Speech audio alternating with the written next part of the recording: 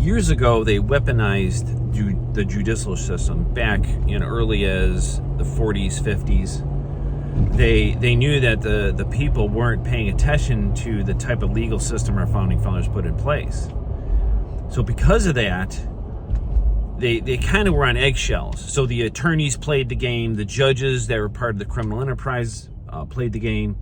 They continue to ride on this illegal system of justice without really going overboard. Well, they went overboard when they indicted Trump, because it kind of exposes the injustice of what has happened to a certain extent, because the grand jury still had the right to indict him, but how it was gone about, how they did it, I think could be wrong.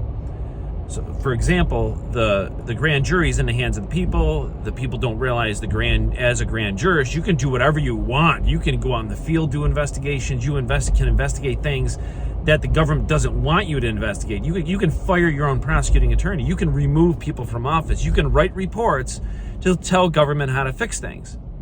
And the common law system secured in our Bill of Rights and Constitution allows people on a trial jury and a grand jury to use common sense. So even if a bad law is written, the jury, grand jury, or trial jury can judge the law in itself.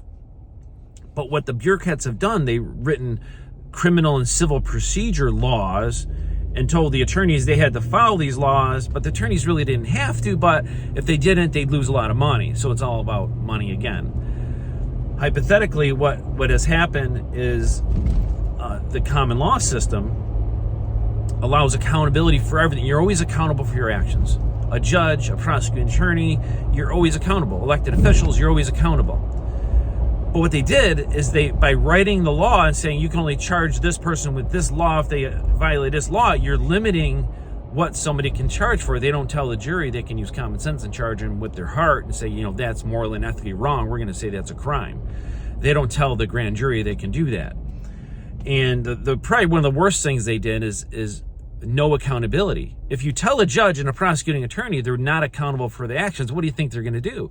So they wrote statutes, laws to protect themselves. The criminals wrote laws to protect themselves. No different than the Big Tom Sullivan. He was the Tammany Hall mobster in downstate New York.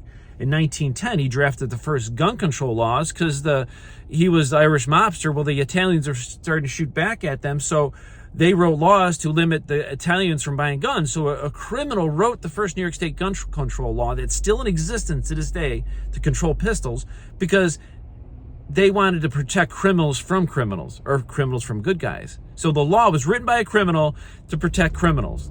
And hey, how can you blame? The people aren't taught this. The government controls your schools and everything else. But understand, there's way more to it than you realize.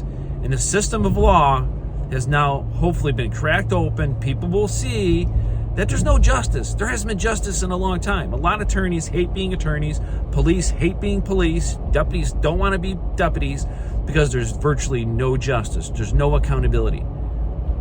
Thanks for listening.